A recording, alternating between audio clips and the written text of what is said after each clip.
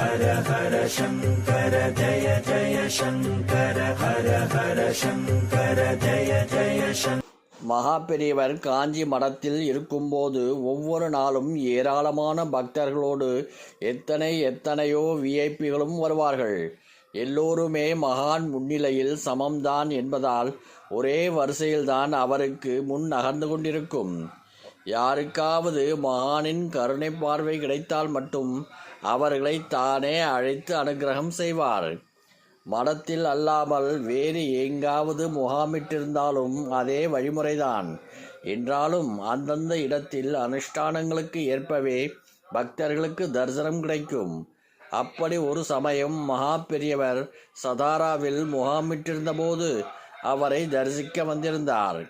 அப்போது உச்ச நீதிமன்றத்தில் நீதிபதியாக இருந்த ஒருவர் நீதி பரிபாலனம் செய்பவர்களிடம் மகானுக்கு இயல்பாகவே மதிப்பு உண்டு என்பதால் அன்றைய தினம் நாட்டில் நடக்கும் பல விஷயங்கள் குறித்து அவருடன் உரையாடினார் மகான். அன்றைய தினம் அதிசயமாக பக்தர்கள் கூட்டம் சற்று குறைவாக இருந்ததால் காஞ்சி மகான் நீதிபதியுடன் நீண்ட நேரம் பேசிக்கொண்டிருந்தார். அதே சமயத்தில் நீதிபதி அவர்கள் யாரும் எதிர்பார்க்காத விதமாக ஒரு கேள்வியை மகானிடம் கேட்டார். பெரியவா, கோபித்து கொள்ள வேண்டாம்.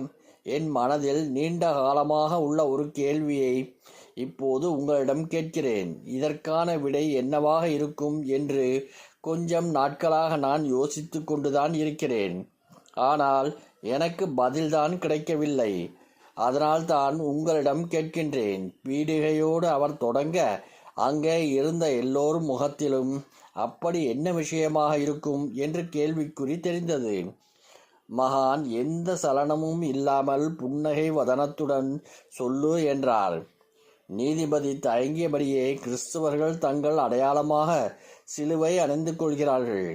இஸ்லாமிய ஆண்களுக்கு தொப்பி, பெண்களுக்கு பர்தா, இப்படி அடையாளங்கள் இருக்கின்றன. ஆனால் இந்துக்களுக்கு என்று எந்த விதமான பொது அடையாளம் இருப்பதாக எனக்கு தெரியவில்லை. அப்படி இல்லாதது ஒரு குறையாகவே எனக்கு தோன்றுகின்றது. ஒருவேளை நமக்கென்று ஒரு அடையாளம் இருக்கிறதா அல்லது இல்லை என்றால் ஏதாவது வைத்துக் கொள்ளலாமா? பெரியவர் சொன்னால் நன்றாக இருக்கும்.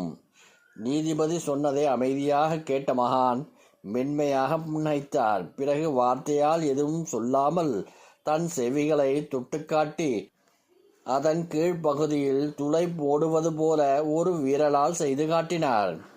நீதிபதி அந்த விளக்கம் புரியாமல் மகானை பார்க்க, சேது ஹிமாச்சலம், கர்ணவேதனம், இமயம் முதல் குமரி வரை காது குத்திக் கொள்வது. இந்துக்கள் சம்பிரதாயம் கர்ணபூஷணம்தான் அடையாளம். சாட்சாத் பரமேஸ்வரனை நேரில் பார்த்த ஞான சம்பந்தரே அவருடைய அடையாளமாக தோடுடைய செவியன் தானே சொல்லியிருக்கார். அப்படியானால் இந்துக்களுக்கு அதுதானே அடையாளம். மகா பெரியவர் சொல்ல நீதிபதி பரம சந்தோஷத்தில் ஆழ்ந்தார். ஆமாம், நீங்கள் சொல்வது சத்தியம்.